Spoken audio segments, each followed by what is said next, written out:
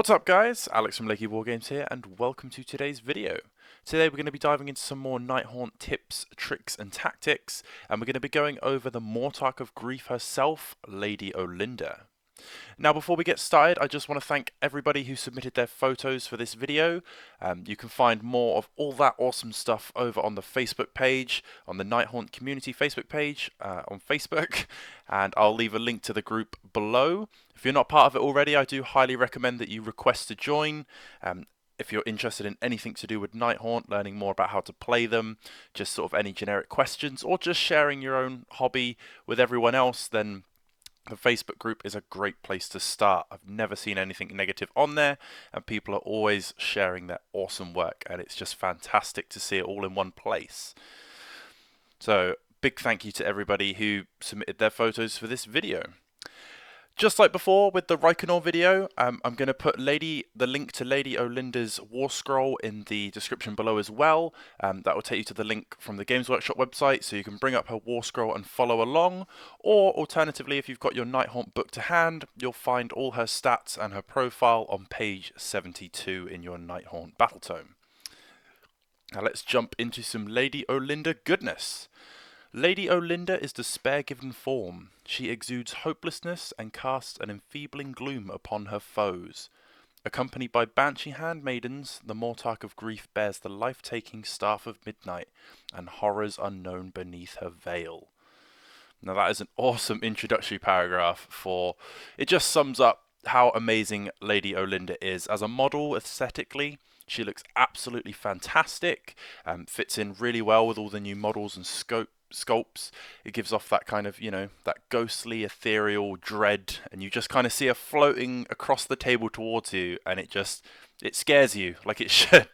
And that's reflected in all her rules and her mechanics, and like I said, the model just fits in with everything to go with her. Competitively, I don't think she's a must-take. She's not exactly not competitive, those we'll dive into in a second. Everything that Lady Olynder brings to the table is amazing.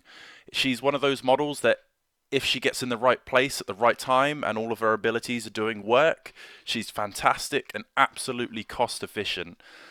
The downside, the generic downside to Lady Olynder is getting her in that position and getting her to do stuff, because she's a very short-ranged hero. She's quite squishy. So if she's not in the right place at the right time, then it can almost feel like a waste, or your opponent, with the amount of damage that other books are now putting out in Sigmar, your opponent can take Lady Olynder off the table very quickly, and then you haven't again had the chance to get those abilities rolling. So what we're going to do is we're going to split this video up like we did before. We're going to have our pros and cons sections, and then I'm going to go through a few different gameplay options and ways that I like to run Lady Olynder personally. If you guys have any ideas or additional ways that you could do things, feel free to comment them down below, and just let us know and we'll share those out for you. So first off, let's dive straight into the pros of taking Lady Olynder. And the first pro is the main staple of taking Lady Olynder in your list, and that is she has a high mortal wound output. Now, just looking at her Warscroll without even reading it, you can see she has a ton of abilities on there, and 4 of those abilities deal mortal wounds. She's also a wizard that can cast 2 spells and unbind 2 spells, so if you factor that in as a ability to say, then she has 5 different ways of causing mortal wounds, and they can do a lot of damage between them. The first one is one of the most fun, and that is lifting the veil. At the start of your hero phase, you pick an enemy unit within 12 inches of this model that is visible to her and roll a dice. On a 1, nothing happens, but on a 2+, that unit suffers a number of mortal wounds equal to the roll. In addition, if any enemy models were slain by this, immediately heal D3 wounds have been allocated to this model. Now that is just awesome. Obviously, if you roll a 1, nothing happens, but that is essentially anything but a 1, that is just D6 mortal wounds, and as well as dealing that amount of mortal wounds, if you kill a single model, then you can heal D3 wounds. Now this is awesome because unlike a lot of things, there's no rolling to cast, there's no rolling to hit, there's no nothing. You just get within 12 inches, you roll a dice, and anything but a 1, they suffer that many mortal wounds. It's perfect for targeting like heroes that have only got 1 or 2 wounds left, especially if you can get 2 wounds left, because then anything but the 1 which would have done nothing anyway, and you can kill that hero. Sometimes though, situationally, you're going to want to throw that against things that have only got 1 wound or 2 wounds and no like saves, because you're going to be wanting to slay a model and then you can heal D3 wounds. It doesn't matter if you killed 6 models or you kill 1 model, you can heal D3 wounds as long as you kill a model, which is key. The other ability that she has is the Grave Sands of Time. Now, this one requires being a lot closer, and you can only use it once per battle, but in your hero phase, you can choose to either inflict D6 mortal wounds on an enemy hero within 6 inches, or you can heal 6 wounds that have been allocated to this model. So that's awesome. So you've got Lifting the Veil, which can do 2 to 6 mortal wounds, and then you've got Grave Sands of Time, which deals another D6 mortal wounds to an enemy hero. So that's already potentially 12 mortal wounds in 2 abilities. Of course, you can stack those on the same model. So if an enemy hero messes up and gets within 6 inches of Lady Olynder, in your hero phase, you can put them both on the hero and, like I said, potentially deal 12 mortal wounds to that enemy hero. She also has the Wail of the Damned, which at the start of the shooting phase, you roll 2d6 for each enemy unit within 10 inches of this model. If the roll is higher than the unit's bravery characteristic, it suffers d3 mortal wounds. So you've basically got d6 mortal wounds from the Veil, as long as you don't roll a 1. You can do d6 wounds to an enemy hero with the Grave Sands of Time, and then you can potentially do another d3 mortal wounds with the Wail. So that's, essentially you can get 2d6 mortal wounds and another d3 mortal wounds on a single hero if they get within 6 inches. Of course, you need a few rolls here and there, but that's just awesome. And the Wail affects every unit within 10. So if Lady Olynder can snake her way in amongst sort of 3 or 4 different units, or she's right in the thick of the fighting, she can be dealing mortal wounds across a lot of different units. And this leads into the second pro that I have for Lady Olynder, and that is that she contributes in every phase of the game. Of course, you've got Lifting the Veil and the Grave Sands of Time, which are in your hero phase. You've got that Wail, which is a shooting attack. Again, there's no rolling to hit, there's no nothing. You just have to get her in range, then roll some dice and see if stuff happens. So she can't be negatively modified by this, which is great. So she's got the hero phase locked down, she's got the shooting phase locked down. In combat, she isn't exactly a pushover. The Staff of Midnight, 3 attacks, 3+3+, -2 rend and d3 damage is pretty good. Again, the low attacks and the d3 damage can be pretty swingy, so it's one of those things that either does really well or it does next to nothing. But against something like a Necromancer or a Battle Mage, those kind of little heroes that aren't built for fighting, she is way better than average. She's a bit like Reikenor, she's kind of doesn't look like much, but then when you roll the dice, you think, oh crap, like she's not she's not a pushover. So she can do awesome stuff in the hero phase. Also, being a wizard, that's abilities in the hero phase, that's magic in the hero phase. She can scream at things in the shooting phase, she can fight things in the combat phase. And being the Mortarch of Grief, if any units fail a battle shock test while they're within 12 inches of her, they lose an additional model. And that's pretty key. If you're fighting something like ogres, or if you're fighting Nurgle, fighting Blight Kings, those models that have got about 4 or 5 wounds each, if they fail a battle shock test, which they're already at -1 if they get within 6 inches of any of your Nighthaunt units, and then they're also within 12 inches of her, they're going to lose another whole model. And if that's a Blight King, that's 4 wounds worth of model just extra. So if they lose 1 from battle shock anyway, then they lose another 1 from being within 12 inches of her. That's essentially 8 wounds worth of damage in the battle shock phase. That's just crazy. So she's throwing out all these mortal wounds. She's throwing them out every phase of the game. She's just an all-round awesome unit. The third pro to using Lady Olynder is that she is a decent spellcaster. We already mentioned it, but she can cast 2 spells and unbind 2 spells. And in Age of Sigmar 2.0, unbinding range going to 30 inches, that's 2 unbinds at a very decent range. Again, if you're going to have her in the middle of the table, getting the most out of all these bubble abilities, because all of her stuff, like I said, you don't have to roll to hit, you don't have to roll to do nothing, so you just throw her right down the middle of the table. She's now going to be unbinding everything, throwing mortal wounds at everything, just awesomeness. She does come with a unique spell, which is Grief Stricken. Unfortunately, she doesn't, as much as, she's throwing out all this magic, she doesn't get any built-in ways to boost her casting unless you go near arcane terrain. But Grief Stricken has a casting value of 7, but if it's successfully cast, you pick an enemy unit that's within 18 inches, so it's got a fair reach. Unfortunately, unlike the rest of it, it's all very short-ranged. But Grief Stricken is pick an enemy unit within 18 and visible. Until your next hero phase, you subtract 1 from hit rolls made by that unit, and you add 1 to hit rolls for attacks made with melee weapons that target that unit.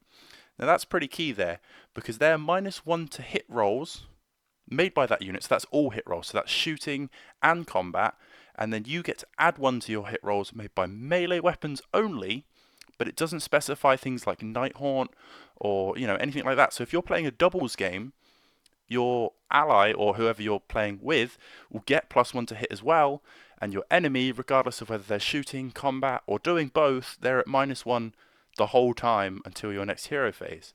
So that's a really awesome support spell. So she's doing high mortal wounds across all the phases of the game. She's even making things run away, and now she's throwing out awesome spells. If you take the Nighthaunt Allegiance, you're also going to get access to Laws of the Underworld, so you're going to take an additional spell, and this can really flavour up your Lady Olynder into kind of different roles. You could take something like a Shade Mist or a Soul Cage, so she's got more support abilities, or you can take something like a Spirit Drain or a Life Stealer and just aim for more mortal wounds across the board. The fourth pro to taking Lady Olynder is that she has decent self-healing. She doesn't have to rely on other models to stay alive. We'll touch on it a bit later, but she is only 7 wounds, so she hasn't got the highest amount of wounds to start with. She's got more than a usual character, but being able to heal D3 wounds if you slay anyone with the Veil, being able to use the Grave Sands of Time once per game to heal D6 wounds, I mean that's 9 wounds potentially there. Obviously the Grave Sands of Time is only once per game, but if you drop down to 1 or 2 wounds, and you're not going to go anywhere near an enemy character anytime soon to deal the damage, you're just going to pop that, boof, you can go straight back up to full health. And the Veil, hopefully you're going to get within 12, you can be using that every turn, and if you're targeting something where you're going to guarantee kill something, as long as you don't roll that 1, then that's another D3 wound. So she can, she keeps herself alive, doesn't have to rely on other models. You can factor this in a little bit better if you've got her near like a Spirit Torment or a Guardian of Souls. You can heal her up that way. If another wizard brings the Spectral Tether, you can heal her up with that. But she is very self-sustainable, and she also doesn't suffer from a degrading stat profile, which is the 5th pro that I've got for her. She benefits from Lookout Sir, and she doesn't have a degrading stat profile, which is amazing, because that means regardless of whether she's at full health or if she's only got 1 wound left, everything that we've spoke about, all this support abilities, all this damage, as long as she's in range, she can deal all of that damage regardless of how beat up she gets, which is just amazing. Also, only having the 7 wounds, and she's not a monster, so she can hide in amongst all the other ghosts in your army, and it will make the enemy -1 to hit her when they're trying to shoot her or snipe her out in that way. So it's perfect for her. You just hide up behind that screen, get those big bubble auras up going. She's hard to kill if you've got her hidden. The 6th pro and final pro for Lady Olynder is that she is just perfect at hero assassination. We touched on it earlier, but she can do it better than anyone else in the Nighthaunt book. If you combine lifting the Veil, which happens at the start, so you do have to lift the Veil first before you decide to use the Grave Sands of Time, but if you get her within 6 inches of an enemy hero, and I've seen it before, I think it was on a mini Wargaming battle report, where a Celestant Prime dropped out from the heavens, charged Lady Olynder, failed to kill her in the combat phase, and then she turned around in her following hero phase, lifted the Veil, used the Grave Sands of Time and just melted him away, because he's only got like 8 wounds or something. He's not that much tougher than she is. And she just melted him straight away. So if you can get her within 6 inches of an enemy hero, again, you can be potentially doing that 12 mortal wounds if you get 2 6s.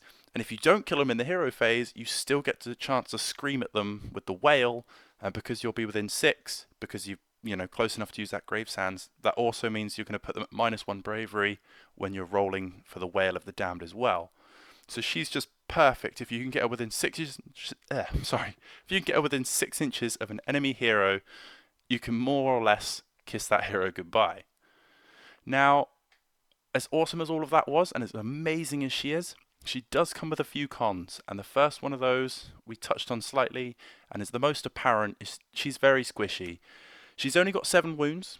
She does have a 4-up save and is ethereal, so she's ignoring both positive and negative modifiers to rend, to save modifiers, sorry. So she's going to get that 4-up save all the time. She does also, being a hero, benefit from deathless minions at all times, so she's got a 6-up save against mortal wounds and other wounds. But at only 7 wounds on average, she's only going to have to take about 15, 16 bits of damage. That's, on average. I mean, if you get a few bad dice rolls, then she can be gone in next to no time at all. If she accidentally gets within range of, say, one thing that I normally struggle with is if you're playing Khorne, Slaughter Priests, their Blood Boil that does D6 mortal wounds is a 16-inch reach, and her Veil is only a 12. You struggle to get within that bubble and deal the damage that they can deal to you. So a couple of Blood Boils and she's gone. So she's very squishy in that regard. The other thing is the second con, which kind of again ties into that same point. As amazing as her abilities are, they are super, super short ranged. The Grave Sands of Time, D6 is 6 inches. The Lifting the Veil is only 12 inches. Screaming at people with Wail of the Damned is 10 inches. It's just very... She has to be in the thick of things. You combine this with the fact that she's very squishy, and you have to have her protected. You have to be very careful where she goes. But when she's there, don't get me wrong, she's amazing, but you have to be careful while you're doing it. The third con for Lady Olynder, for me, is that she's great at what she does, but she's very much a one-trick pony. So she's very short-ranged, mortal wound damage dealer. But this can be easily countered by just screening units, or if you roll that mission up that doesn't let you deploy from the underworld, things like that. She can be very easily, she can be countered without actually having to fight her, which is kind of, it doesn't come up very often, but I mean, because whatever she gets near, she's going to melt it. But there are different ways to sort of deal with her without just having to outright kill her. And if she does float up one side of the table, she's not very quick either. She only moves 6 inches. And again, most of these abilities go off in the hero phase, Lifting the Veil, the Grave Sands of Time. You've got to be close, and that's obviously happening before you get to move. So you're going to be looking at her sort of mid to late game before she gets in there. And if she floats up one side of the table, kills that enemy hero, melts that unit, then she's got nothing really to do from that one side of the table. So she has to kind of stay in the middle if there's not a immediate threat or a priority target, so she can kind of adapt as she's going, and that can make it very easy to read where she's going. So that's what I mean by a one-trick pony. She's got that one thing, that one mentality, and it's very easy to read what she's going to do next. The fourth con to Lady Olynder is that I think her command ability is very lackluster. It's kind of a trick in a way. You can use this command ability in your hero phase if this model is the general, which is the main key talking point, and is on the battlefield. If you do, return 1 slain model to each friendly summonable Nighthaunt unit that's within 12 inches of a friendly model with this command ability. It's not bad. It's not bad. You can return 1 slain model, so that's more effective on things like Spirit Host, Hex Wraiths, your multiple wound units. And to each unit that's within 12, it's not wholly within, which is nice, so you've only got to be within 12 of one model of a unit, and you can return a model. But the fact is that grates up against your command trait, Ruler of the Spirit Host, which can return D3 slain models. So again, Spirit Hosts, Hex Wraiths, those kind of units. And you can return up to 3 of them in a single unit, whereas Lady Olynder can do 1, guaranteed 1, to every unit within 12. But Ruler of the Spirit Host is a command trait, so it doesn't cost you a command point. That's a lot of use of the word command. But yeah, so you can return D3 slain models to a unit without having to spend a command point. And it's just very... You have to weigh it up. I mean, because if you're taking Lady Olynder and you're taking her as the general, you've got to be weighing that up, because there's a lot of things across the Nighthaunt book that require command points. If you're taking a Knight of Shrouds on Steed or a Vampire Lord, you're going to be wanting those +1 attacks. It's just very... There's a lot of better things that you can spend your command points on. Rerolling charges, if you've got Reikenor and you've put cogs down, you're going to be rerolling those charges. So you're better off taking Ruler of the Spirit Hosts, focusing healing on a single unit, and then rather than spending the command points through her. So I find that a bit of a con, because, you know, I mean, she's got the command ability on there, but 9 times out of 10 you're never going to take it. So that's a bit of a con, but you can make up for it elsewhere in the list. Now, so there are my pros and cons for Lady Olynder. If you can think of anything else, anything that I might have missed, please comment down below. We'd like to share the ideas, get them floating around, bounce ideas off of each other. Before I finish this video though, I do just want to go through a couple of different ways that I like to use Lady Olynder on the table. The first one is the hero assassination. We went over that sort of when we went across the pros and cons, but you get her up close within 6 inches of an enemy hero. You can maybe bait them in, get the hero to charge a unit that she's hiding behind, and you get them within that 6 inches, hit them with the veil, hit them with the grave sands of time. If they're still not dead, you can scream at them because they're going to be within 6 anyway, and you can throw down that potential 2d6 plus d3 mortal wounds on a single hero, and yeah, no 9 out of 10 heroes are not going to survive that. So that'll be your first way. Just use this to assassinate big scary heroes. Someone like Alariel will absolutely fold against that because she's got no, you know, saves against that at all. That's 16 wounds. Lady Olynder can just chunk through that on her own. So that'll be the first one. The second gameplay option is what I like to call the Mortal Wound Bomb. You take Lady Olynder, you take 6 Spirit Hosts, and you take another model. I used to personally use a Lord Executioner. You make him the general, whichever model you take, whether it's a Lord Executioner, Dreadblade Harrow, anything you want, make them the general, give them Ruler of the Spirit Hosts so they can bring back D3 slain Spirit Hosts to screen out Lady Olynder. You take Lady Olynder, the Spirit Host, and that model, who's the general, with the command trait, and you put them all in the underworlds. You find whatever the scary part is in your opponent's line, and you bring them all down together at one point in the battlefield, and you just kind of throw them in your opponent's face, and you go, right, deal with this, or this is going to float around your backfield, and it's going to absolutely wreak havoc, because it forces your opponent to have to deal with them, because if they don't, all of those abilities and all them mortal wounds that Lady Olynder can do, she's just going to float through the back of your opponent's army and just start killing everything. So it kind of forces your opponent's hand. They've got to take something worthwhile and something that's got a lot of damage investment into it, because 6 Spirit Hosts aren't easy to get through anyway, and then the fact that you've brought that other hero along who can just bring them back to life means that you've got a big tar pit in the backfield, you've got Lady Olynder who's doing high damage, and it's all mortal wounds as well, so if they've got an expensive unit with high armor but no mortal wound save, you're just going to rip them to shreds, so it forces your opponent to have to deal with them. Because you're in the underworld, you can choose, you can adapt on the fly. It's not like they kind of counter deploy you or screen you out.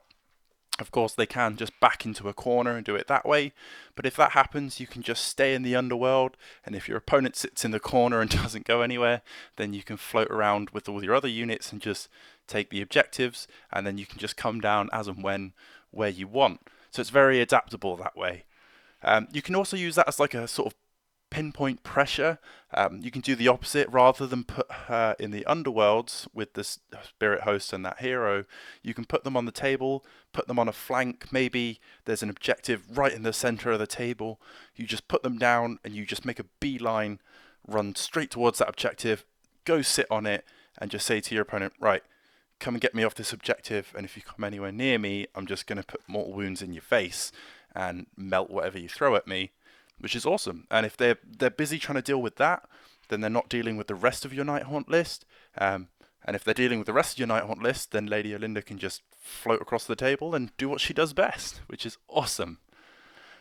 The third way that you can play Lady Olynder, I haven't really tried it myself, but if you give her the spectral, not spectral tether, if you give her the life stealer spell, you can turn her into an absolute, it's like a one-shot me, or you're not going to kill me kind of model, because where she's healing D3 wounds from lifting the veil, she's got the Grave Sands of Time, and if you take Life Stealer, which is the spell that you can deal D3 mortal wounds to an enemy unit within 12 inches, and for each mortal wound that you inflict, you heal a wound, you can make Lady Olynder just next to unkillable unless she's just outright dead, because going back from 1 wound to 7 when you're healing 2d3 or d6 wounds is just crazy, just a crazy amount of healing.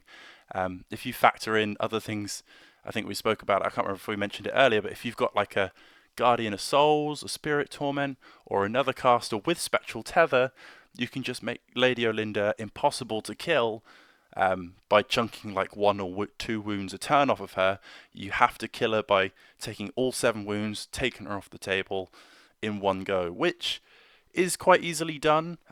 Again, you got to be careful with her, but again, it stops your opponent just doing, the odd arcane bolt here and there and hoping to peel her off the table within a turn or two by just doing a few wounds every turn. You're forcing them to concentrate fire or concentrate abilities on Lady Olynder, which is, for me, what she is. When I used to take her, when the book first came out, I looked at her Warscroll and thought, wow, she's going to win games. She's going to float off. She does so much damage, and it's just going to be amazing. But I've come to learn that she's more of a distraction piece. She just puts pressure on your opponent. You make them deal with her.